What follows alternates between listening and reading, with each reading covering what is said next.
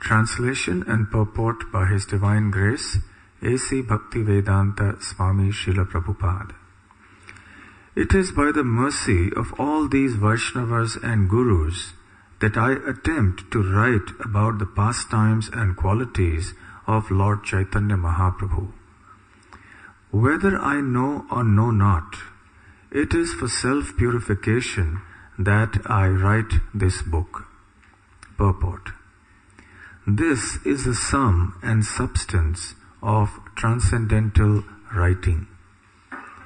One must be an authorized Vaishnava, humble and pure. One should write transcendental literature to purify oneself, not for credit. By writing about the pastimes of the Lord, one associates with the Lord directly.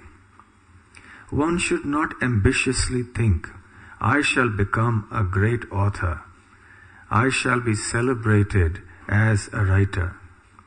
These are material desires. One should attempt to write for self-purification.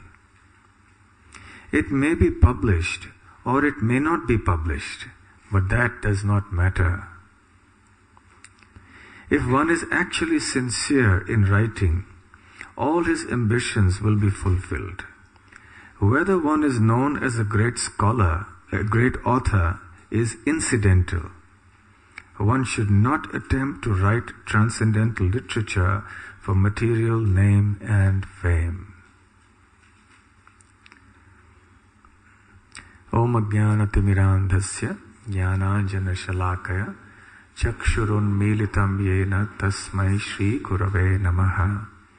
Shri Chaitanya Manobhishtam Sthapitam Yena Bhutale Swayam Rupa Kada Mahyam Dadati Svapadantikam Vandeham Shri Guru Shri Yutapadakamalam Shri Gurun Vaishnavamscha Shri Rupam Sagrajatam Sahagana Raghunathanvitam Tam Sajivam Sadvaitam Savadhutam Parijana Sahitam Krishna Chaitanya Devam Shri Radha Krishna Padang Sahagana Lalita Shri Vishakhanvitamscha Nama Om Vishnu Padaya Krishna Presthaya Bhutale Srimate Bhakti Vedanta Swamin Niti Namine Namaste Saraswate Deve Gauravani Pracharine Nirvishesha Shunyavadi Paschatya Deshatarine Vancha Kalpatarubhyascha Sindhubhya Evacha Patitanam Pavanebhyo Vaishnavebhyo Namo Namaha. Jai Shri Krishna Chaitanya Prabhu Nityananda Shri Advaita Gadadhar Shivasadi Gaur Bhakta Vrinda Hare Krishna Krishna Krishna Hare Hare Hare Rama Rama Rama Hare Hare. Hare Krishna. So being skilled or talented or having any abilities at all in this world is so risky. The risk is that one gets proud and one seeks recognition, name, fame on the basis of these skills or abilities or scholarship. And yet, without skills and talents being exhibited in this world for the good of people genuinely, the world would be at a great loss. If the unskilled people come forward and try to take the place of those who are skilled, there will be havoc. And if the skilled people act not for the welfare of others, but for their own selfish purposes, then also there is havoc. So the only solution is that we act in this world with whatever abilities, skills, etc. that Krishna has given us. Whether that is less or more is inconsequential. And we use those skills and abilities and knowledge, etc. for, first of all, our own welfare, our real welfare, not just welfare in terms of the bodily concept of life, but our real spiritual welfare, and then for the sake of others. Now this is a very simple purport and a verse, but a very deep one, and so important for everyone to reflect on. We can see from the examples of great acharyas like Krishnadas Kaviraj Goswami.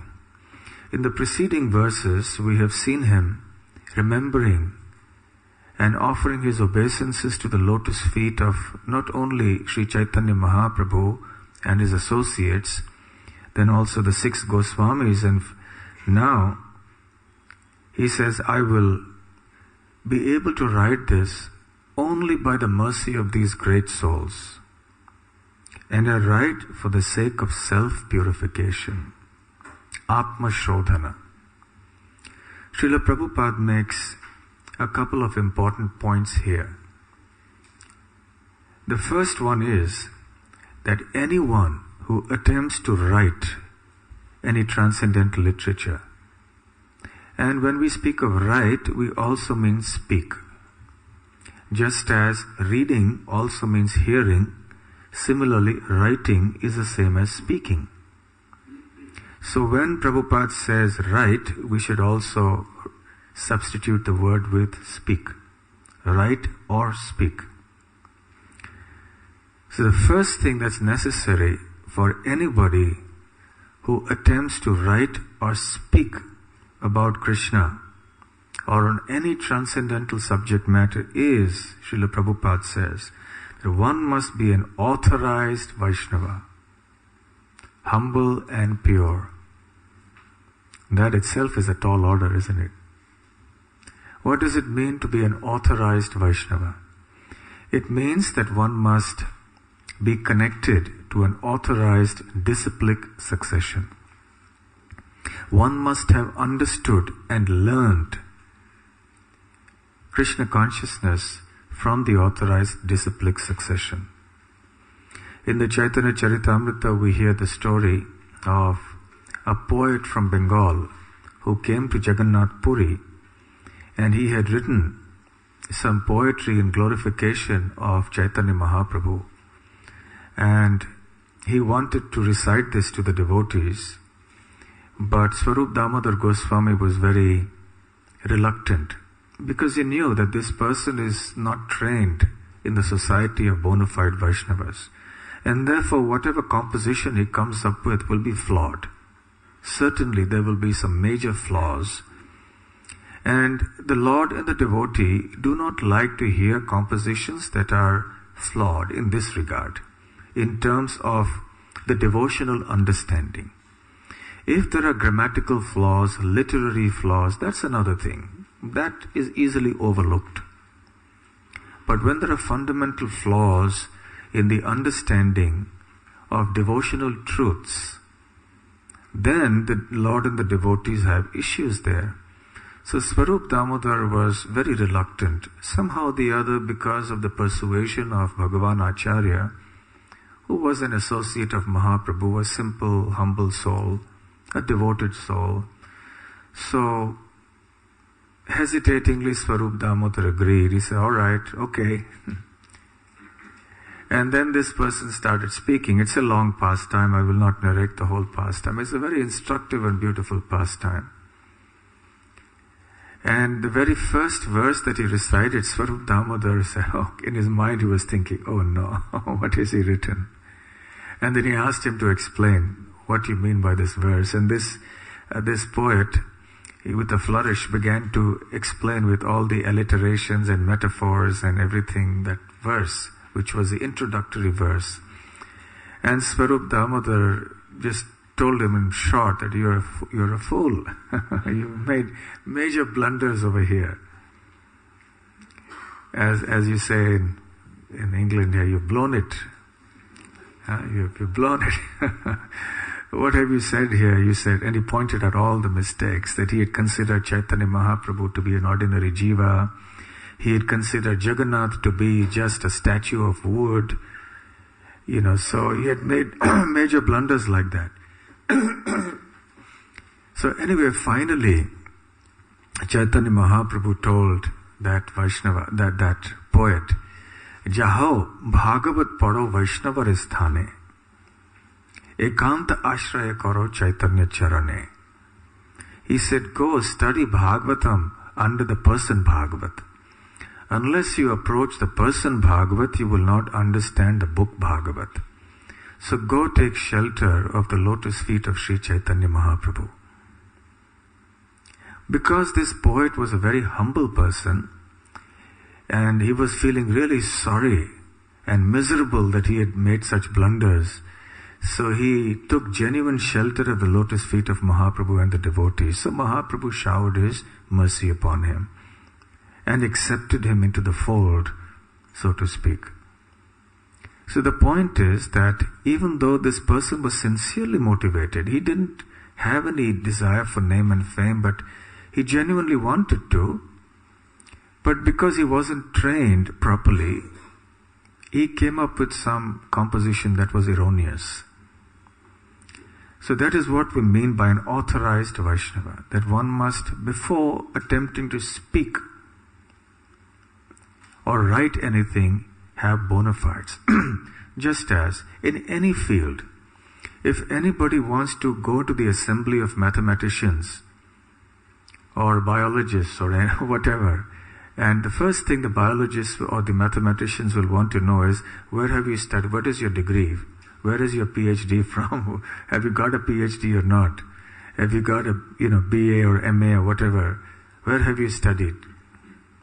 Before he can even be allowed to speak at a conference or a seminar, his qualifications will be judged. Is he an authorized mathematician or is he a quack?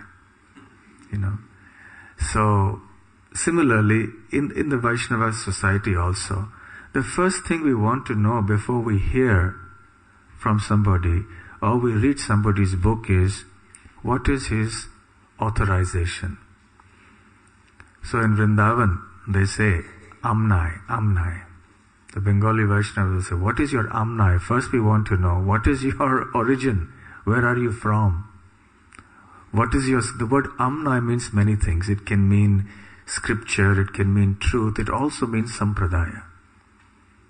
So the first thing they want to know about you is, what is your Amnai? What is your sampradaya? Where do you come from? Then I'll talk to you, otherwise I won't waste my time. So that is the meaning of authorized Vaishnava.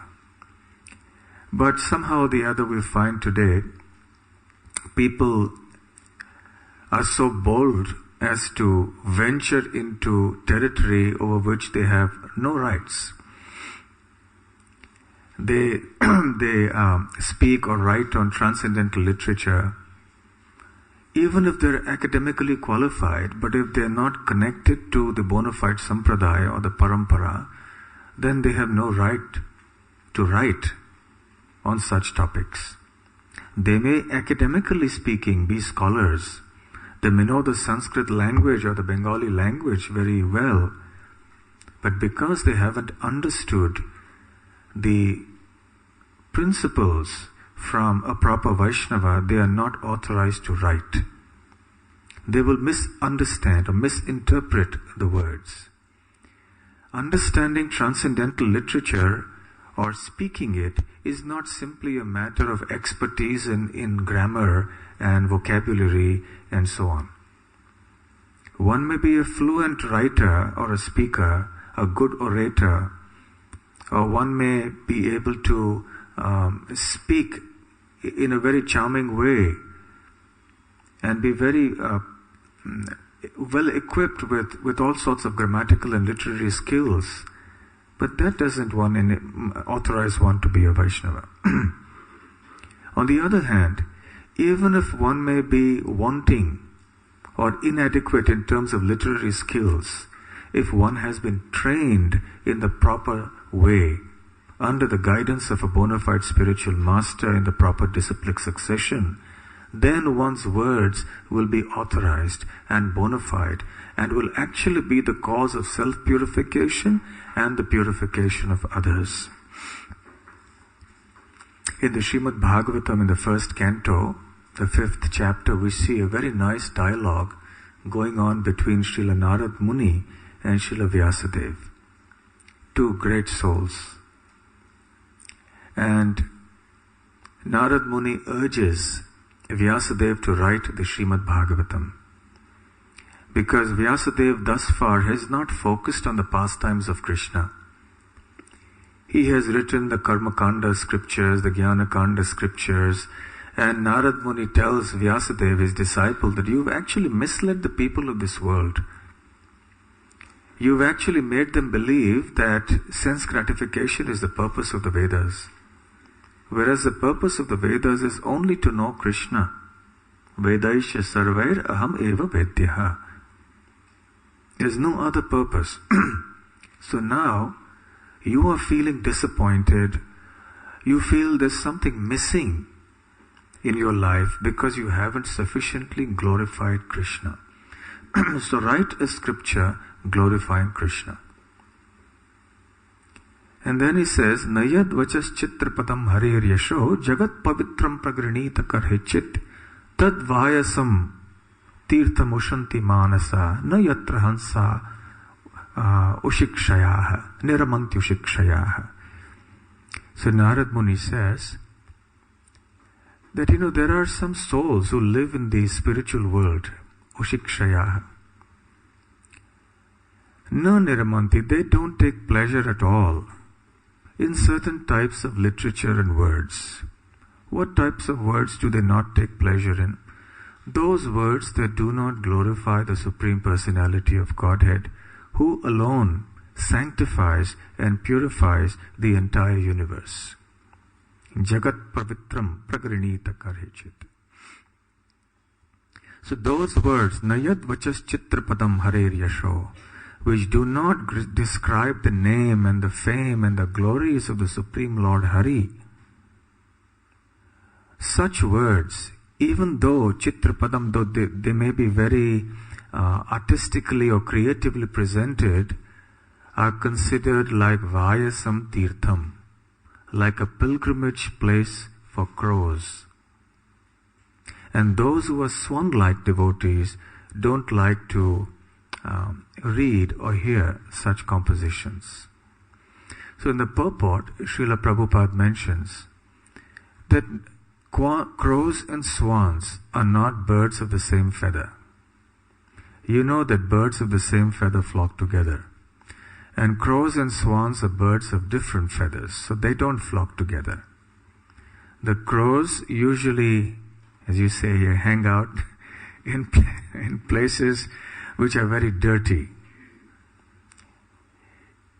If you've seen a crow in a beautiful garden, you'll see that the crow doesn't go to a place which is, with nice ponds and there are lotuses and there are some flowers. They would rather go to that corner of the garden where there may be some dirt or some rubbish. They'll go there. Naturally, their inclination is to go to such places. On the other hand, the swans, they like to frequent places which are naturally very scenic and beautiful. Transparent waters, stems of lotuses, and bumblebees, and fragrant breezes, and so on and so forth. The swans like to swim in those waters. So similarly, literatures which do not glorify the Supreme Lord are considered like a place of pilgrimage for crows, which means like a rubbish dump. And places where the swans frequent, which are very scenic and serene and so on, are like literatures which glorify the Supreme Lord. So the devotees go to such scenic places, which means they appreciate and relish transcendental literatures glorifying the Lord. Whereas those who are materialistic people relish literatures which have nothing to do with the Lord, which pertain to sense gratification.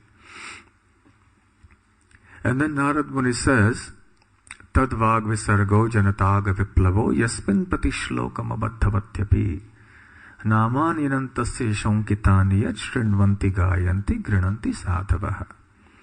He says, on the other hand, if there is a composition which may be defective in terms of grammar and syntax and vocabulary and so on, but if it has been honestly composed by a sincere devotee of the Lord, and that composition pertains to the glorification of the Lord, then it is immediately heard, sung, and accepted by the great sages. And in the purport, in great humility, Srila Prabhupada says, the task that I have taken, I'm paraphrasing it, the task that I have taken upon myself is stupendous. I have to present the Srimad Bhagavatam and the other great literatures to the people of the world. How will I be able to accomplish such a huge, gigantic task? It's so difficult. I am unqualified for it, and moreover, I am trying to do it in a language that is foreign to me. In the English language, it is not my native tongue. So there will be so many mistakes in my composition. But I beg the people of this, the readers of this text, to please forgive and overlook these mistakes. And then he speaks about this verse, in which he says that please consider that this is sincerely motivated and it is meant for glorifying Krishna, therefore it will take its effect. Janatagha viplavo. The word viplava means a revolution. The word agha means sin. Janata means people. So such literatures, even if they are imperfectly composed, now again, I repeat, imperfectly means from the point of view of grammar and so on, not from the point of view of the Siddhanta and the devotional conclusions. So even if they are imperfectly composed, they will be the cause of a great revolution in this world. And that revolution is a revolution in the hearts of the impious populace. Because it will make people free from their sinful desires and their sinful propensities. So this revolution is actually a real notable revolution. Revolutions that take place with bullets and guns and bombs and so on, they are very short-lived in their effect. And they never bring about any real solution to problems. But literatures like the Srimad Bhagavatam and the Chaitanya Charitamrita, they are capable of causing a revolution in the world. When Sri Chaitanya Mahaprabhu as Nimai Pandit defeated Keshav Kashmiri, that great Digvijayi scholar, who was very proud, very puffed up of his scholarship, Nimai Pandit decimates the poor man. But he does it in such a nice way that he doesn't crush his ego. He's very gentle about it all. And at the end of it, when he's thoroughly humbled, then Nimai Pandit tells him, oh great scholar, who has seen a scholar like you? Who would have the capacity to compose 100 verses glorifying Ganga at the spur of the moment, impromptu? But never mind that your verses have some defects. And these defects were not spotted by that great scholar. And Mahaprabhu reeled off the defects one after the other. And said, never mind. Even great scholars like Kalidas and Bhavabhuti, in their compositions there are so many defects. It doesn't matter. It's all right. Don't take it to heart. So therefore we see that when it is composition, Kalidas, he was not a devotee. He's considered a great literary scholar, but he's not considered a devotee of the Lord. So what Mahaprabhu wants to say is that when writing mundane literatures, even great scholars have so many flaws. It's hard to be completely perfect. But when devotees write, if they are authorized, Vaishnavas, humble and pure, as Prabhupada says here, even if there are literary mistakes and so on, that can be overlooked. Because the essence of what they convey is so important and so right. Of course, that doesn't mean that we should be shoddy when we compose literature. So we see that in the BBT, there is great emphasis on proper editing, proper language, proper choice of words, syntax, and so on, because we are writing for everybody, and because we're doing it for Krishna, we should try to do things perfectly.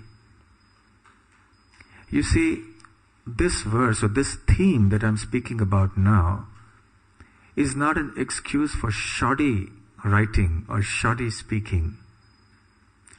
We can't use it as an excuse for being negligent or inadequate when it comes to being careful about what we speak or how we speak and how we write. We should be very careful that we write properly, we use the right grammar, the right choice of words. But even if for some reason there are some faults in that regard, that can be easily overlooked. That is the point. So the first point Prabhupada makes here is that one must be an authorized Vaishnava, humble and pure. And the second thing, very important point which Prabhupada makes here is, one should write transcendental literature to purify oneself, not for credit. One should not ambitiously think, I shall become a great author, I shall be celebrated as a writer. These are material desires. One should attempt to write for self-purification. And then he makes an amazing statement. Prabhupada says, it may be published or it may not be published, but that does not matter.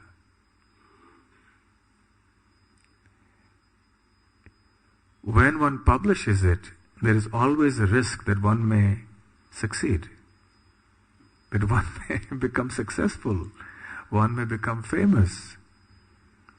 So that is dangerous. At the same time, without publishing one's works, like Prabhupada did, how would you spread the message? So this is the paradox. And the only solution for this paradox is that we must be humble and pure, and write or speak or do any service for Krishna without any expectation of credit or reward. Especially this desire for name and fame is very, very difficult to get rid of. And even if one doesn't want to get popular or famous in the outside world, the desire to be famous amongst a society of Vaishnavas, that may also be there. And that's also a very difficult one to get rid of. It's very hard. These very subtle desires cling tenaciously to the corners of our heart somewhere. So Srila Prabhupada's purports here, they are directly aimed at our heart, and we have to really introspect on these things. We have to think, am I doing this for some name and fame, so that I can be recognized as a wonderful devotee, as a wonderful kirtaniya, as a wonderful book distributor, as a wonderful speaker, as a wonderful scholar, or as a wonderful cook, or whatever it may be. Because by association with this world for such a long time, the false ego has become so deeply entrenched in our consciousness that even when we take to Krishna consciousness, it is very hard to overcome it. And then Prabhupada says, if one is actually sincere in writing, all his ambitions will be fulfilled. Whether one is known as a great author is incidental. One should not attempt to write transcendental literature for material name and fame. Srila Rupa Goswami in Vrindavan also on a couple of occasions reprimanded Jiva Goswami. Even though Jiva Goswami had not succumbed to the desire for name and fame, he was sincerely motivated, he was pure-hearted from his very childhood. But because he transgressed certain Vaishnava etiquette in correcting an elderly Vaishnava who had come, Vallabha Bhatta, the fact that Vallabha Bhatta had had tried to correct Rupa Goswami's verses were between those two elderly personalities. So from Rupa Goswami's point of view, it wasn't proper for Jiva Goswami to intervene in this matter. He felt that you can't be so proud as to correct someone who is like your guru. How can you try to correct his composition of work? If Vallabhatta has corrected something that I have done, it's between, he is superior to me, so I accept it. But you should not do the same for him. So these things are very important in the society of devotees. Vaishnavas, real Vaishnavas, will appreciate the Vaishnava qualities. Real Vaishnavas, like Krishna, are not impressed by an exhibition or display of just ordinary talent or even extraordinary talent. If those things are not accompanied by the Vaishnava qualities. And if the combination of the two is there, then the Vaishnavas become extremely joyful. It's a cause of joy in the society of Vaishnavas. To see something being done for the service of Krishna in such a wonderful way. So when Nimai Pandit used to exhibit enormous talent at debating, the Vaishnavas used to just be struck with wonder. But they would think, oh, how we wish Nimai Pandit would have been a devotee. How wonderful it would have been. And Nimai Pandit, of course, knew the hearts of the devotees. And when the devotees kept running away from Nimai Pandit because the devotees didn't want to waste their time in useless argumentation, Nimai would call after them, you're running away from me.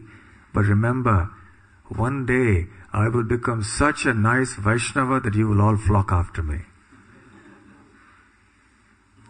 So the Vaishnavas were thinking, when will that day come? When will this Nimai Pandit become a Vaishnava? A real Vaishnava. Actually, we are training to be Vaishnavas. What it means to be a Vaishnava is a very exalted thing, very difficult. Because the kind of qualities that are required of a genuine Vaishnava are so rare to be found in this world. But it is by the great examples of personalities like Srila Krishnadas Kaviraj Goswami and Srila Prabhupada that we begin to get an idea of what it is to be a Vaishnava. So all such transcendental literature is compiled by empowerment. Transcendental empowerment by superior personalities. And one becomes eligible for such empowerment when one has these qualities that Srila Prabhupada speaks about here. So we'll halt here and we'll leave open some time for discussion. If there are any questions or comments?